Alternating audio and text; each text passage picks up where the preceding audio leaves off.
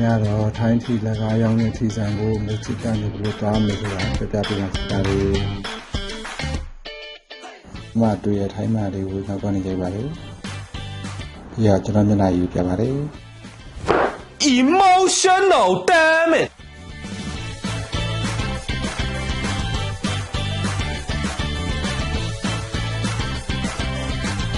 ဒါကတော့3 bay ဆိုင်ပုတ်ပါ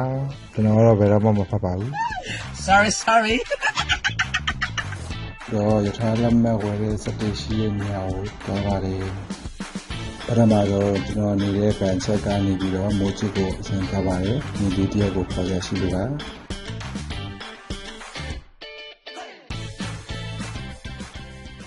information ကောင်းတာမှလည်းပြောပြီးတော့ဝယ်လို့ရပါတယ်လက်မှတ်လေးကိုဟောလို့ထီပြီးတော့ဝင်ပြီးရင်ကိုသွားမဲ့လမ်းကြောင်းကိုကြည့်ဆိုရင်တော့ line ကနေသွားလို့ရတယ်ပေါ့နော်ဒါပေမဲ့ဒီနေ့တော့ညီလေးတယောက်တော့ခေါ်ရရှိလို့မိုးချစ်ကနေသွားပြမှာဖြစ်ပါတယ်မိုးချစ်မတန်ရောက်ပါပြီအသီးညီလေးကိုမိုးရွာလို့ခဏဆောင်ပါတယ်ဒီဘက်ကတော့မိုးချစ်ကဝင်ပါပြီးတော့ opposite ချက်တူချက်ဘက်ကနေပြီးတော့ကျွန်တော်တို့သွားမယ် after democracy movement ဆိုတဲ့မှတ်တိုင်ကို via bus application ကနေပြီးတော့ဖောက်လိုက်ပါတယ်။ line ကားကြည့်ပြီးတော့ကျွန်တော်တို့ကောင်းကောင်းသွားကြပါလိမ့်။ Okay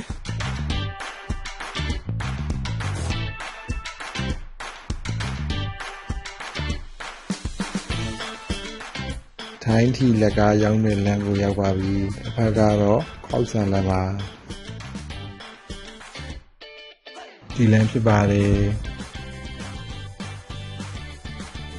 ဒီလမ်းတော့ရှော့ထိုင်းထီရောင်းတဲ့ဆိုင်လေးပါ